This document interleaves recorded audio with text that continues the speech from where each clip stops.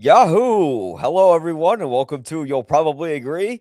Today, I have Ian Simmons on, and I think today's going to be a day where the audience is not going to agree with me, and everyone's going to agree with the critic that everybody wants to ask about the movie last. So, today it's Super Mario Brothers from 1993, a movie that was so disastrous that Nintendo didn't license another Mario movie for about 30 years.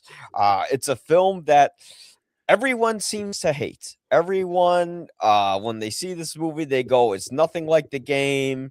The story is a mess.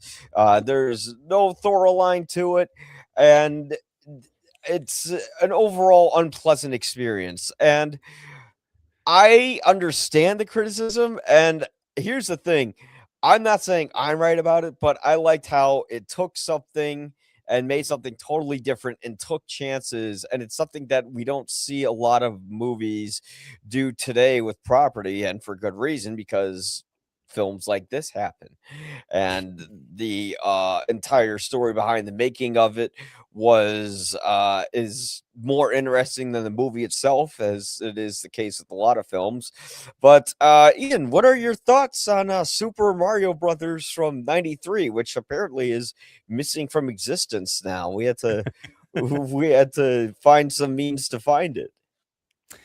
Yeah, it's either on a really expensive, I think, new 4K from a boutique label, or you can buy a cheap Blu-ray, or you can, find other means. And we are both very cash-strapped individuals, and also don't have a lot of time. So I think we went with the other means, unfortunately. Even a rental would be nice. Just make that Yeah. available to us.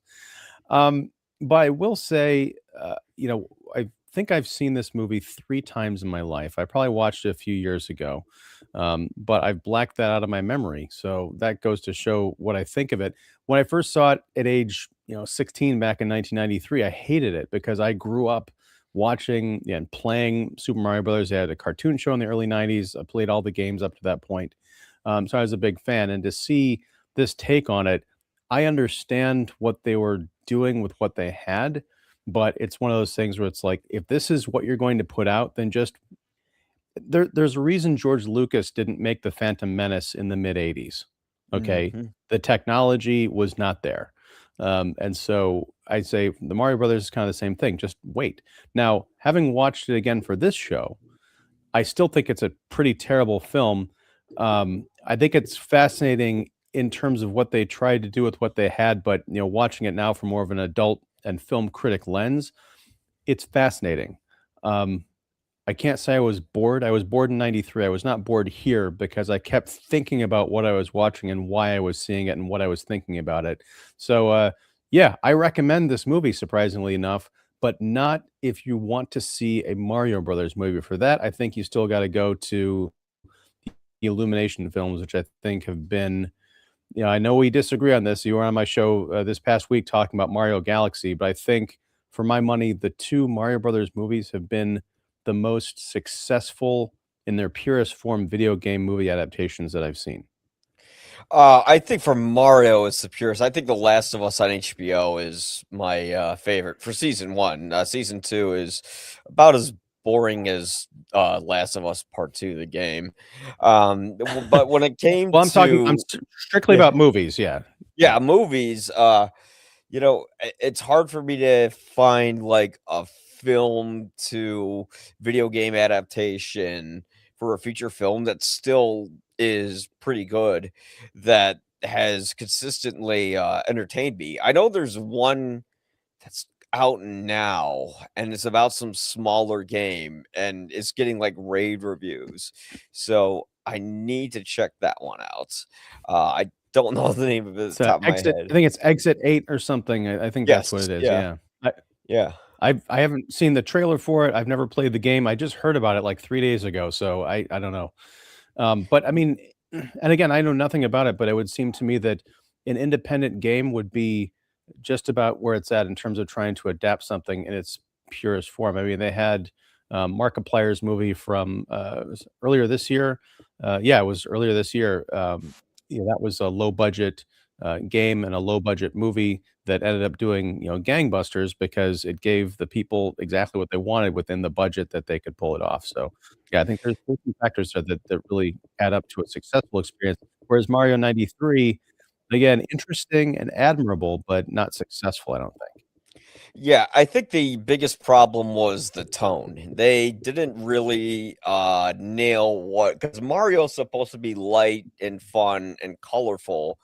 And the way these guys tackled the movie is that they got these two directors who Annabelle Jankel and Rocky Morton, and they were responsible for Max Headroom. And this was like around the time that, Batman was a big hit and everyone was kind of going towards the darker, sort of like grungy settings. So they thought, okay, we're going to make this movie like a mixture between Blade Runner and Batman for Super Mario. And as a movie, it's like a fun, accessible, sort of like dark, futuristic film for kids. But as a Mario film, you're going, what in the world am I seeing? But like, I was able, like, as a kid, to divorce myself from like the material that it was based on, and I kinda liked that it did something different because it was sort of the reason, I liked Batman when it came out, because I remember before I saw that movie, I would see reruns of the Adam West Show. So then when I would see how they could take something and make it totally different, I'm like, "Oh, that's cool." So I was kinda turned on by that when I saw Mario as a kid, and it didn't really bother me as much as everyone else. I would rewatch it on TV on commercials, and I think it would be fun. I think the idea is interesting where, there's a meteorite that strikes Earth, and the dinosaurs had another dimension where they still lived and evolved, and they want to merge that world with humans. And they were trying to mix the like whole Yoshi dinosaur aspect from the SNES Mario game. I can't remember the name, Mario World. And yeah, it didn't work out because I think this was at a time when studios didn't understand the material. And because of that, I think as a movie on its own, it's fun to watch. But if you're like, this is a Mario Brothers movie, it's like, what are you guys even doing? Yeah, I mean, I think I like what you said there because you mentioned Blade Runner, and I feel like this is almost like Johnny's first dystopian nightmare movie, because it is ultimately a kid's film. I mean, I don't think there's anything totally inappropriate here for children. Um, and if you don't have any context for Mario, maybe they'll get into it if their parents even bother to show it to them, or if they're like Nintendo embarrassed that it even exists. But yeah, it has that aspect of the kind of the dark twisted corporation run future where everything is corrupt and dingy and dangerous, and you've got these two guys who travel in from the real world and they end up being the heroes to saving the princess and all that stuff and these wacky adventures, and there's a dance sequence and all this crazy stuff. So yeah, but it really is hard to, because there is so much Mario wrapped up in this story, that it's hard to divorce yourself from it. I mean, you've got, if you, and this is something I didn't pick up on 93 because I was watching it in a movie theater and have the advantage of like pausing and rewinding to look at frames. But if you look at the production design, like every bar, every neon sign, every poster is a reference back to a Mario game. You got the Hammer Brothers tattoo parlor. Mhm. You've got Bullet Iggy and Spike are the bills. bullet bills. You've got Iggy and Spike are two of the henchmen Yeah. of King Koopa. So yeah, I mean, the knowledge and the love of the game is there somewhere. Even I didn't even pick up on this until watching it this morning, but and we saw this in the Mario Galaxy movie. Bowser Jr.'s little spaceship is like this upturned kind of metallic funnel that he rides around the top in. That's Mhm. in this movie, but it's like an upturned cement mixer thing that's held up on wires. And there's a big climactic thing where you actually see the dinosaur Koopa, Bowser, whatever, inside that thing in the top half, and Mario's fighting him. I was like, oh, that's what that was a reference to. The thing is, it's not Mm. flying around dropping bombs. It's, anchored in a fake New York City street. It reminded me of that movie Be Kind, Rewind with Jack Black from Mm, a few years ago, where the whole idea was they were making sweeted versions of popular movies. That's what this movie is. mhm. Yeah, and this movie is also, like, one of those films where I actually think one of the things I liked about it is I enjoyed the characters. I enjoyed Mario and Luigi. I thought Bob Hoskins made a great live action Mario. It's weird how Luigi doesn't have a mustache in this movie, why they didn't give that to John Leguizamo. Um, but there's the chemistry is there between those guys. I thought Dennis Hopper made a great villain, although he's not Bowser, he's King Koopa, but he's just it's freaking Dennis Hopper. He's just nuts in it, and it works perfectly well. You buy that character, um, but yeah, the main issue is that you don't really see much of the relationship between Mario and Luigi and how it develops. They just kind of like run around and go on little adventures, which is fine for the material because this is supposed to be a kid, so it's supposed to be an adventure film.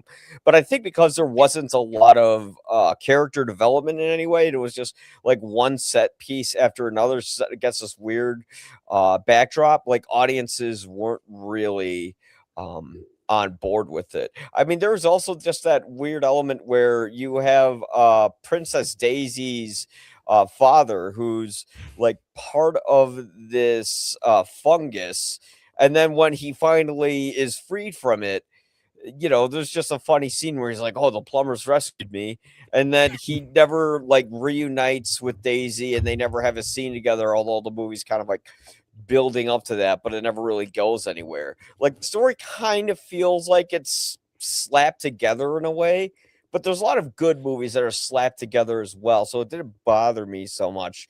Um, but yeah, I mean, you show this something like this to kids, they're probably not going to like it as much as what Studio Illumination did, where it has all the Mario references, but also it has the look that kids can appreciate. And again, this was a movie that was like a product of its time. Like the '90s were really kind of like into this sort of style, but unfortunately, it's one of those cases where it's like you have people who don't understand the character or the material, and they're just trying to adapt it. And I think Nintendo just rushed it through the door. They didn't really, because they had some versions of the script, and they actually went with some of the weird, darker versions. And I think this was a big learning lesson for them. Yeah, I mean, it could be kind of a zeitgeisty thing, like you mentioned with Batman, and certainly the Teenage Mutant Ninja Turtles came out the year after that, and that though those are mega successful movies. So I could see those probably this started development in earnest probably around the same time as those movies were hitting. Like, oh, we can do something like this with Mario. We don't have the, I mean, they did have the early '90s animated TV series, Mm. but for whatever reason, they decided not to make a 2D animated Super Mario Brothers show, and I think that that was kind of a mistake because the cartoons were really fun, and they took place in the Mario video game world. Uh, so yeah, that was kind of a miscalculation. But I was talking to David Fowley earlier today because I mentioned I was going to be on tonight, and he said that this movie is very much like the Roger Corman Fantastic Four movie from around that same era, and it really is. It's like we have no money. We've got a property that's known for fantastical characters doing crazy adventures and like outrageous places, but let's have it mostly be on Earth and the worst CG you could possibly imagine. That's kind of Mario. Now, I will say, as far as character development, I think there's some stuff to recommend in here that was kind of surprising that I'd forgotten about it. Like they go on a double date. Like Mario Mhm. has a girlfriend in this movie, and Luigi is pining for Daisy, and they go out to dinner and they're kind of talking about stuff. It's sweet. There's like that whole meet cute of Daisy is doing an archaeological dig, and Luigi finds out about it, and he's kind of sweet on her, and he's into like crazy conspiracies about interdimensional stuff. So they're like weirdos, and they find each other, and that was a really nice kind of moment. And there's the bit where they're trying to fix the truck, and Mario's trying to help Luigi go up and approach Daisy. There's a lot of material here. I think the problem that you're identifying is that Hollywood Pictures probably assumed that Mario Brothers was the biggest video game in the world at the time. They're making a movie about it. So this is one of many. And I Mhm. guarantee in the sequel, Leguizamo would have had the Luigi mustache, and there would have been more character development and stuff like that. But unfortunately, that didn't show up here. Yeah, and they had that whole ending too, where they were setting it up for the second movie, where Daisy comes in with like the big, like that gun that de-evolves people, and she's like, Mario, Luigi, like there's something here, you won't believe it. He's like, I'll believe anything, and then they play the music and they go out, and you're like, yeah, they're not gonna make a sequel after that because I think Nintendo thought this movie, they kind of knew it wasn't gonna be good, but they still thought it would make a lot of money based on the name alone.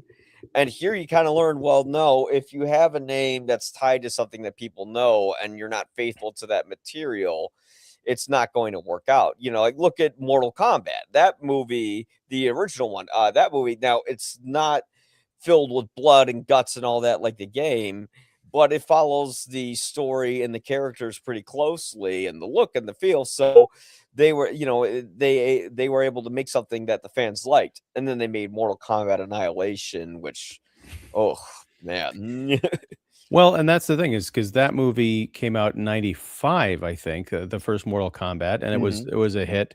Um, so again, I'm not sure exactly how concurrent these productions were, but I could see someone looking at the failure of the Mario movie and saying, Yeah. "Okay, we're ramping up to make a Mortal Kombat game. Let's not go the Mario route. We're gonna go Mm. faithful or go home."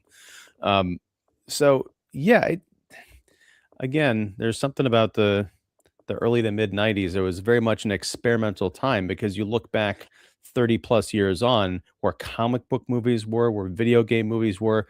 It's a completely different, game now, for better and worse, I think. Yeah, I mean, well, back then they would take more chances, they would do different things, but yeah, all the adaptations from video games to movies to television was basically unwatchable outside of like the like little cartoon shows and stuff like that that we had. Um, but I mean, this movie is also, I think, a lesson in not just how to faithfully handle the material, but also how to like maybe do something of your own but not take it too far. You know, I like, it's weird, this movie kind of reminded me of like when Zack Snyder did Superman. You know, Superman's supposed to be fun and light, and all of a sudden you had a Superman movie that had like 9/11-esque imagery, and you know, like Pa Kent telling little Clark Kent to let school children on buses die. And when you see something like that, you're like, wow, the director doesn't get this at all. Although there are the diehard fans who like that movie. I would say though, like at least Man of Steel, that still had its fan base after that. Mario Brothers, 30 years later, still people still like really don't like this movie. And you know, for a nostalgia film, usually movies get that uh loving treatment years after they come out. You know, people like with the prequels, for instance. You know, I'm not particularly huge on the prequels, but people, they went from absolutely hating them to saying, "Hey, they're not that bad." You know, after Disney got Star Wars and did their thing, and you could see how much worse it could actually get. Yeah. I mean, that's the one thing about Mario 93 is it makes the new Mario movies, I think, look amazing in comparison. Minor quibbles aside. One thing I was very surprised that Robert Zemeckis didn't sue the people who made this movie because, as you mentioned, with Daisy running in at the end with the gun, I mean, I'm surprised she didn't say, "It's your kids, Mario. Something's got to be done about your kids," because this is only like 8 years after Back to the Future. I mean, but it's Yeah. the complete same ending. And speaking of 9/11, I mean, this was several years before that, Oh, I eight know what years you're gonna before. say. Yeah, that shot The of the Twin Towers being de-evolved or whatever. the dark side. Well, it wasn't just that. It was the kind of the upside down version, to use a Stranger Things reference, of New York Yeah. is this Koopaville, which is very much Back to the Future too. Kind of like Biff Tannen and Koopa were like blood brothers or something. But they have their own twin towers, and one of them has a massive chunk of it taken out at the top. I'm like, Mhm. oh my goodness. Yeah, I remember I saw that, I'm like, Whoa, what? Yeah. Like, that's even more eerie than the Spider-Man trailer where he had the helicopter stuck in between the twin towers. Yeah, yeah, it's like one of those movies where, like, yeah, you see, like, pictures of the twin towers, and it brings back memories. So, like, this movie kinda, like, brings me back to the '90s where everything felt better before, like, 9/11. Yeah. This is like a pre-9/11 film where you were kind of like in a healing phase when it came to the country throughout the '80s and the '90s, and then in the 2000s, it started to go down again. But there's like this fun feeling of adventure and creativity in it. And even the look, I love the natural sets in it. Like, yes, the CGI is really bad in some scenes, especially like when they're doing their heads and they're like stretching and doing it. And I get it's the Max Headroom guys, but oh my god, it looks awful. But like some of those puppets look really good. Like the Goombas look okay. I like seeing things are actually filmed on camera. Even that whole New York City dinosaur land set. You don't see big sets like that anymore. Yeah, I It's mean, just we got a glimpse of it in the background here, right now. yeah. I do love the vote for Koopa, and he's literally kissing a baby. That was a nice touch. But I mean, but you're right. That's the thing is, I don't I don't think I hate this movie. I don't know what I'm supposed to get out of it, as a Yeah. Mario fan, but it is fascinating. And I agree, like the puppet work is wonderful. I mean, again, on your screen here, you can see one of the Goombas. It looks nothing like the Goombas from the game, and you have to be told that, oh, that's a Goomba, because in the game, it's a little brown mushroom guy that you step on. He's certainly not 9 feet tall and a lizard. He's a mushroom. But the puppetry is fun. I like it reminds me almost the expressions of Thumb Wars. If you ever seen that TV show, Uh, or I know, the like, TV that's series? Star Wars with the thumbs, Yeah, or mhm, yeah, yeah. yeah, There is that kind of, like, dumb, wide-eyed expression on most of their yeah. faces, and Toad, again, he's not a mushroom, he's a He's like a dude on a de-evolved guitar. lizard person. Yeah, and he's got the little harmonica rig, and that's how you know he's him when he pops up later because he's kinda helpful. I really thought this is the same year as Jurassic Park, but I don't think this Yeah, was ILM, but that no. Yoshi, puppet that they built was pretty amazing. He looked a little bit like the Raptors, Yeah. when you see it. But yeah, that Yoshi, but like it looks nothing like cute little Yoshi. Like that Yoshi, like it looks kind of cute-ish, but I still wonder. Like it looks like it could still like eat Daisy if she does the wrong thing with it. Well, Uh and they did that was a nice video game accurate thing that it did was okay, there's like a Koopa has a sidekick slash queen in this movie. I don't know where she came from, but towards the end of the film, Yoshi like sticks out his tongue and like grabs her ankle with it. That was kind of oh fun because he's yeah. constantly using his tongue in the game to grab stuff. Yeah. Yeah. Yeah, you had yeah, and I kinda liked Yoshi. I thought some of the humor was pretty funny, like when they book him in the jail and they had like the big "Ah," like face, and they take a picture of that. Some of the humor didn't work. Like, you had like the two goons who were constantly like cracking jokes and being idiots, and it kept going and going and going throughout the whole movie. Yeah, I mean, but yeah, if you didn't know this is Mario, you'd only know if it was this movie's like basically Mario associated by name only, outside of like maybe Bomb and some of the tiniest references and the red and green shirts.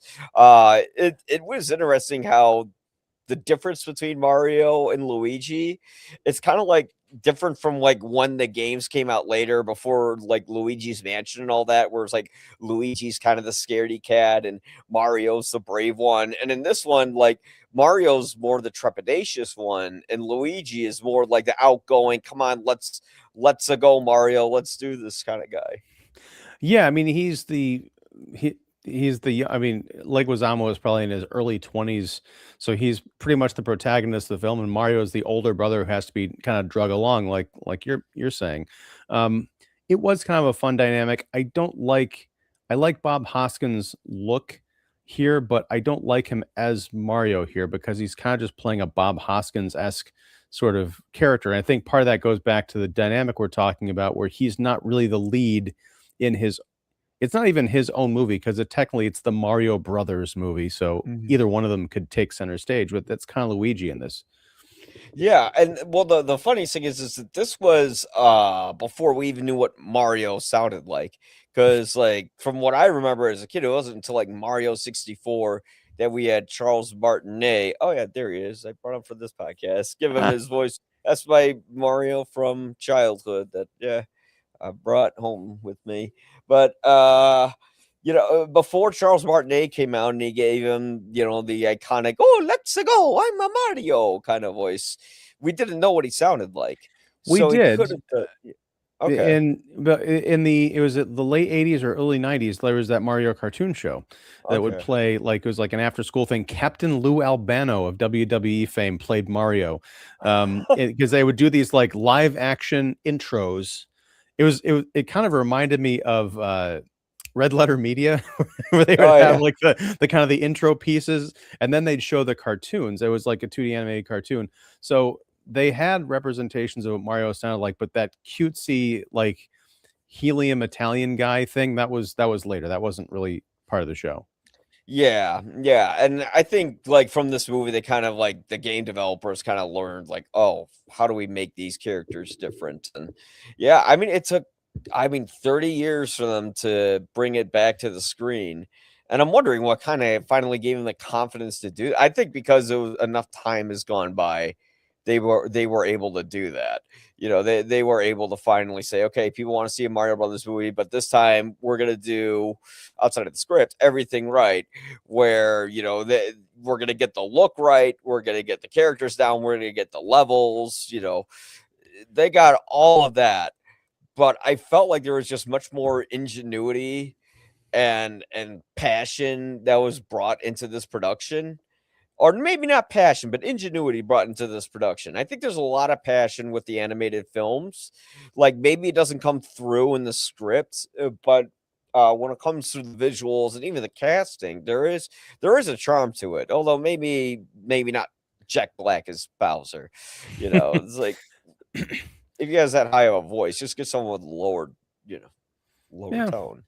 Well, um, yeah, I think the ingenuity in terms of this movie, again, if they're not going to be able to play in the kind of fantasy world that people are going to recognize from the video game or the cartoons, they are going to go to this dark side of New York Ninja Turtles Batman route, then it makes sense to have giant mechanical spring shoes instead of just the video game where Mario and Luigi can just like jump and they hurl fireballs. And this one they've got like flamethrowers and things. It I didn't realize until watching this today that the kind of the garbage men that they run into with the Mhm. weird gas masks, those are supposed to be Shy Guys. Like, yeah, Oh, except because they were all in black masks, the Shy Guys usually have like a white, they'll almost look like Jason masks with like a combination of Jason Voorhees hockey mask with a survivalist gas mask. But they're in there. There's a lot of references here, but the problem is they've been made very realistic looking. Like, what if yeah. this existed in the real world? Kind of like the Bryan Singer's, X-Men. They weren't confident enough that people wouldn't laugh at comic accurate costumes. They just threw them all in black leather. There's even that joke about, what do you expect? Yellow spandex? I'm like, Yeah. yeah, I do, because us comic fans are why you're able to make this movie. Yeah, yeah, I found that weird too. I remember, like, when they had, like, the GameStop article for the X-Men movie come out, and I saw it, and I saw, like, the big, like, poster fold of everyone in their costumes, and they're, like, all wearing black leather, and I was like, "What?" When I saw it. And then I think I saw the movie on home video later because, like, I was like, "I don't like the way this looks." This looks, I mean, granted, it was an okay movie, but, it was faithful to the material, like, even if the costumes weren't there, where Yeah. this movie is just it's trying to make it like they even got the designer of Blade Runner to do this, Oh, is that and true? I didn't notice that. yeah, yeah, it was the production designer of Blade Runner, did the production design for this movie, and, like, in terms of set and puppetry and all that, like, yeah, this is amazing, like, this looks great, and we don't get a lot of movies that look like this anymore, but, when it comes to the script, the like there really isn't much of a plot other than dinosaurs want to merge with people, and you got these two guys who are going to stop them. Now let's go from scene A to scene B. But it did kind of connect pretty well, though. Like each time I see it, I feel like we kind of go pretty well into each scene. I kind of liked what they did with Big Bertha, where she was like this instead of a big fish, she's like this lady in a nightclub, and he's got to get the stone from her, and you know. They play the dinosaur in the club, which I was gonna open the episode like this. I don't know if you can hear that, but yeah. Yeah, I can hear that you are playing the song, but it's barely coming through.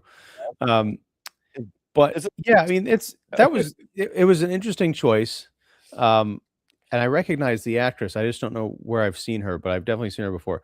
But yeah. she kind of has that same problem that or her character that Bowser has in Mario Galaxy, Mm, which is at some point, she starts off as kind of antagonistic, but then just switches sides at the end and ends up helping the Mario brothers.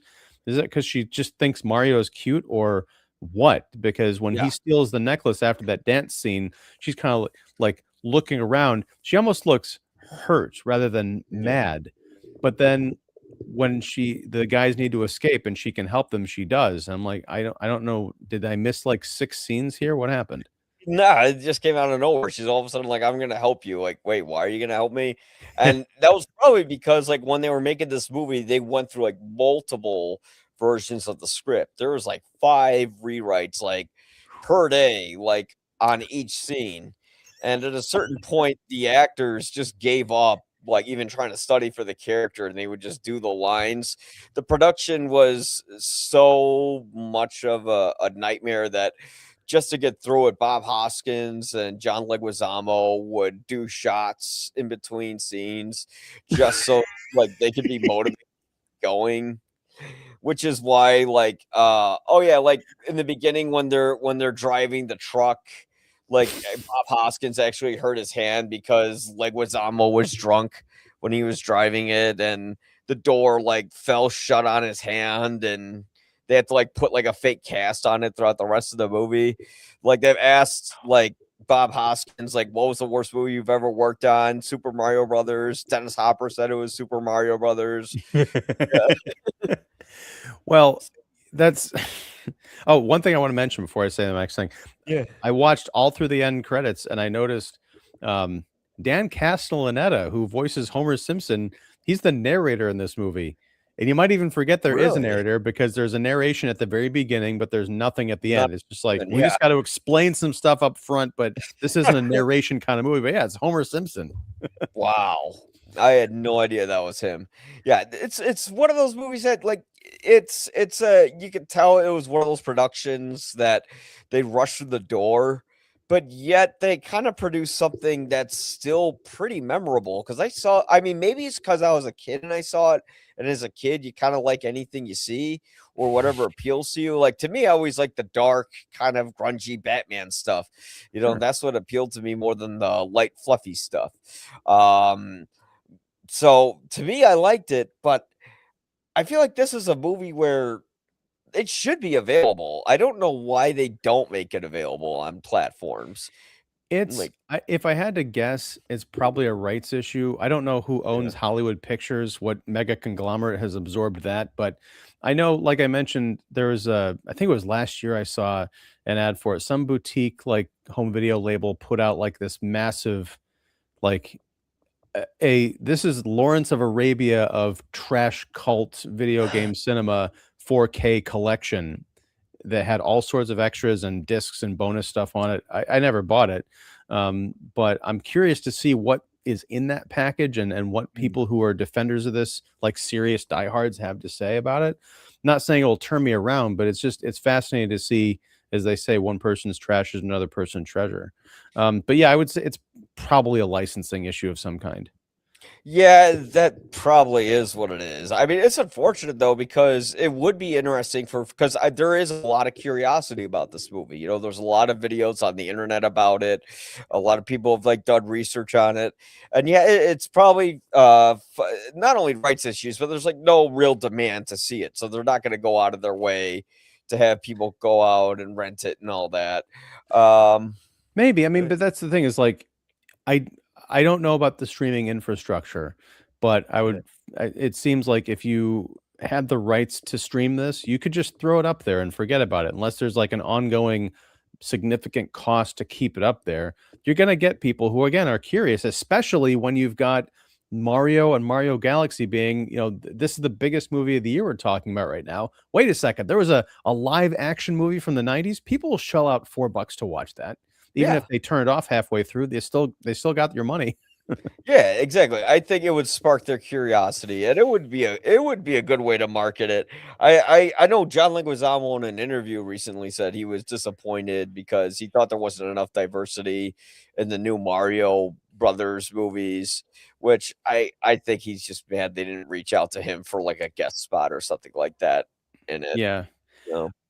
Right. I mean, I don't know. I don't really know or care enough to comment on that kind of stuff, but um, it's fine. And people, that's the weird thing about that. The only thing I'll say is that Mario is kind of for everyone, Mhm. and there's nothing that prevented people. Let me just rephrase this.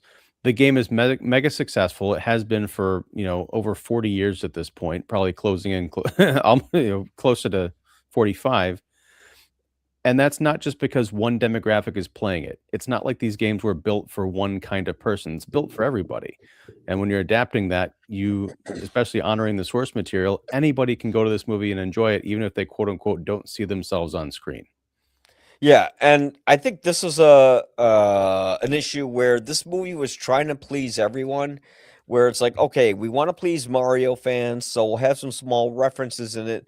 But what about people who don't play the games, who might be bored if they see this movie? So then they came up with this whole weird dark design that they made. And by doing that, they ended up pleasing no one. And that's sort of the biggest flaw with not only that film, but with a lot of movies from that era when they try to adapt things. And even today, they adapt things wrong, like Wuthering Heights. They got that wrong, but yeah. Yeah. um, but I will say it's interesting because that I did not understand the big MacGuffin of this movie because, like you set it up very well earlier on, the meteorite hit the Earth 65 million years ago and opened up a dimension that sucked some dinosaurs into it, and that's where they evolved into humankind or whatever, and then humanity evolved in the reality that we know. Fine, very science fictiony. I can accept that.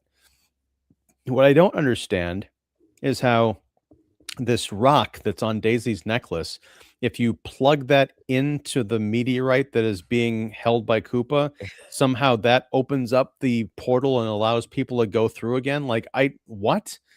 One is a Yeah. natural event that has otherworldly kind of consequences, and the other is just like movie magic.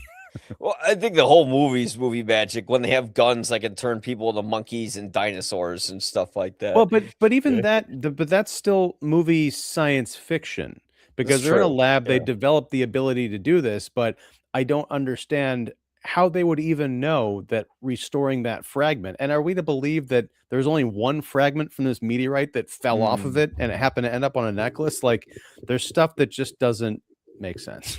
Yeah, that was probably what Daisy was going after at the end of the movie were the other fragments. Who knows?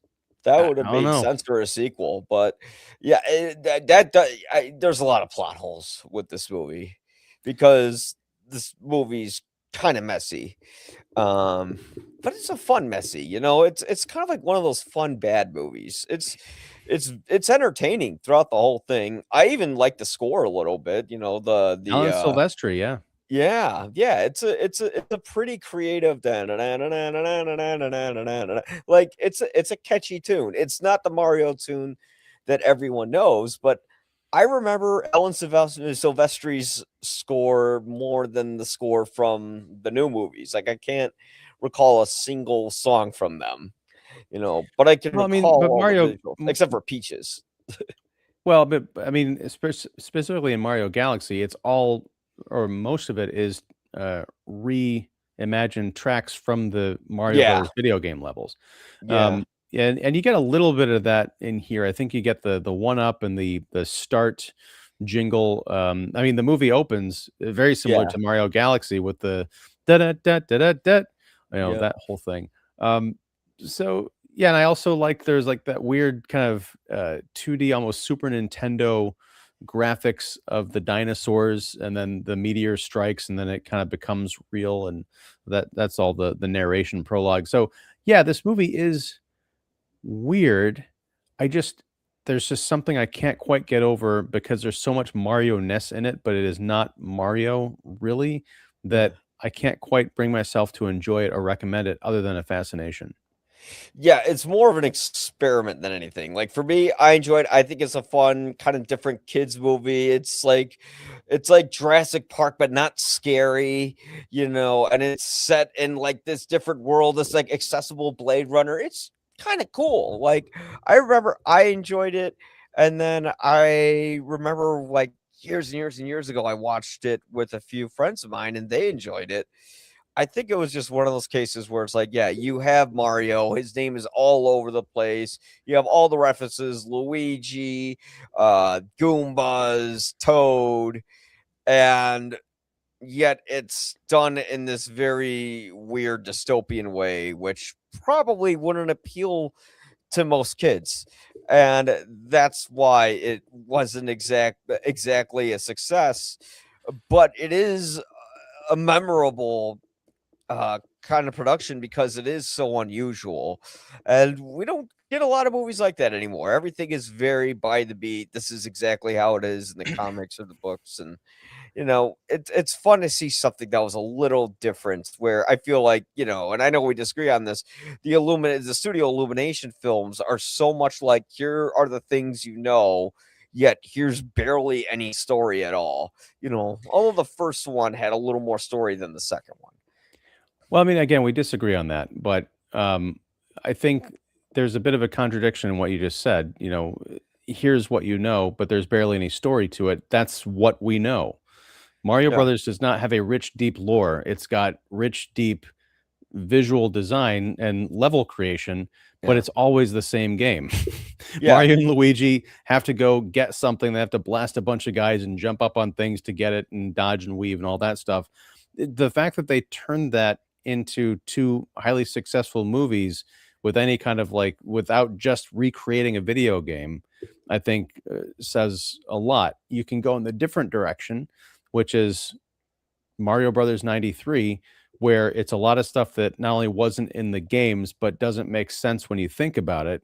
Yeah. The Mario and Mario Galaxy Illumination films, I think this is why Nintendo, to your question earlier, said after 30 years, this is our gang, because they're not Pixar. As much as people deride the Minions movies and Despicable Me, I'm a defender of those films, but I haven't seen all of them. But what I have seen, I appreciate because it is something different, and it is kind of brainless, and it's for little kids, but the parents who take them to it can probably enjoy it and not be bored out of their minds because there's always something going on. That's what you need for Mario Brothers. The animation is always on point. They're at the cutting edge of what you can do with 3D graphics, and that continues in Mario Galaxy. But as far as the story goes, I think if I had to guess, Nintendo is like, we get the silliness, we get the bright colors and amazing graphics, and you're not going to futz with the story, right? This is just Mario Luigi going on an adventure to save Peach, and Bowser's the antagonist. Go, right? No Yeah. meteors, no fragments, no, oh, we don't have the budget, so we're just going to make dystopian New York, right? And the Yeah. Illumination gangers like, right. And we're going to make $1 billion twice. Yeah.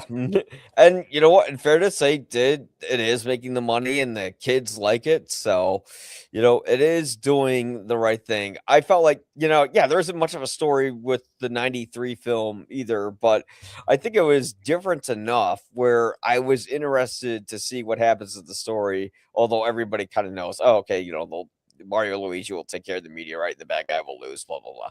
But still, for a kids film, it was enjoyable to me. But I think if I was a kid and I was watching all three of these Mario movies, I would definitely choose the Studio Illumination films over this one. But for my childhood, for my experience, it was fun, and it reminded me of being a kid. And I think certain kids will like this. I think this movie appeals a little more to teenagers than it does to like 8-year-olds.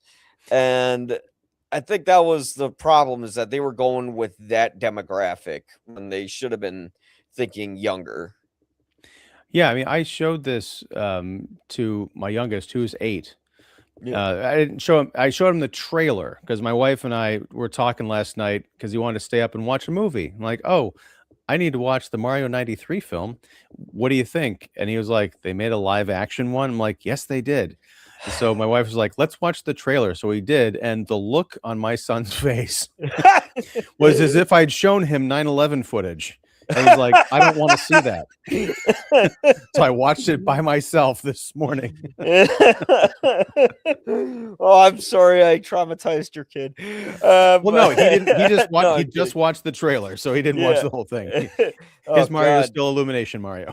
It's a good thing he didn't see the scene where they take Toad. Here's the funniest thing. They have the scene where they terraform Toad or whatever, and his like whole head gets like stretched and shrunk, and then he's no longer a person. He's like this dinosaur, like the guy at the bottom of the at the bottom of the thumbnail. And it's kind of scary. It's like, oh my God, you took a person and turned him into like this idiotic thing, where he has like the Bob Dylan harmonica, but no brain. And yeah. You know what I think was a missed opportunity, and this, I think, if this had been more of a real movie, what they could have done with Iggy and Spike, Yeah. the two kind of henchmen, I guess they're like Koopa's nephews in the story. At one point, he puts them both through the evolver. You can go through the machine and be de-evolved into like one of those Goombas, or you can be like mega evolved forward and become a genius. And they both come out. They don't look any different, but they're speaking in very highfalutin language. I think it would have been great if they were so super genius that they overthrew Koopa. Like they were Yeah. smart enough and brave enough to say, what do we need you for? Yeah. Thanks for the brain boost, but you're going in the trash compactor, pal. And then they become the villains of the movie. That would have been really interesting. Oh, no, that's somewhere you could have taken it. I wonder why Koopa didn't use that machine on himself. He wants to run this whole society. He's the supreme rule. Wouldn't he want to be intelligent enough to know how to manipulate everyone still? Because eventually he's going to get overthrown. But if he's not that, but he's not being smart. Well, on top of that, again, these are things that in a more serious film would have been addressed, because as we see in the background there, it says vote for Koopa. Who's running against him? Like, Yeah. is the whole idea that it's a sham election, like there's only one candidate really, but he wants to hold a vote? I don't know, but because the king, as we've seen, is a living fungus who's all throughout the kingdom, and he's finally restored. And it turns out he's Lance Henriksen, which is one of the oddest cameos I've ever seen. That's who it was. Yeah, because I saw his name in the credits. I'm like, where was Lance Henriksen? But Yeah. I guess because they put all that stuff on him, I didn't recognize him. Plus, he had I think white or gray hair, so he looks more like he does now than he did back in 1993. Oddly enough. Wow. Yeah. But yeah, it's just like these little story details. Like if we spent more time in this universe, I think that would have been really interesting. But I did love Dennis Hopper in this film, because even if he hates it, didn't want to talk about it, he's still committed. He is a consummate professional actor, and it looked like he was having fun playing a villain, but also taking the fact that he was a villain in a stupid movie very seriously. He didn't just like phone it in. Yeah, he was kind of menacing and scary for a kid's villain. He wasn't just like, "Oh, I'm a bad guy." Whoa, he was much more serious than that. I mean, don't show your kid Blue Velvet before this movie if they see it, because that'll traumatize them if they see King Koopa. Koopa Velvet. There you go. Yeah, Koopa Velvet. Oh God, Dino wants to fuck. But yeah. Damn it, Mike. I'm not monetized yet. Yeah, so I'm okay. But yeah, I think I'm gonna give my final rating for the Super Mario Brothers movie. For my money, I'll always enjoy it. It's a fun film. It's a different film. It's a very 90s film, and I think it's one that eventually, when your kid becomes a teen, you can show them, hey, here's what Mario was like back in 93. What did they do wrong, Dad? Well, let me tell you that story. So to me, it's a whoops, it's a 3 out of 4 Guinnesses. How many Guinnesses would you give Super Mario Brothers? This is going to surprise you, but Yeah. I think based on this conversation, the movie has gone up in my estimation, not as an enjoyable experience, but just as a lot to talk about. So I'll give this 2.5.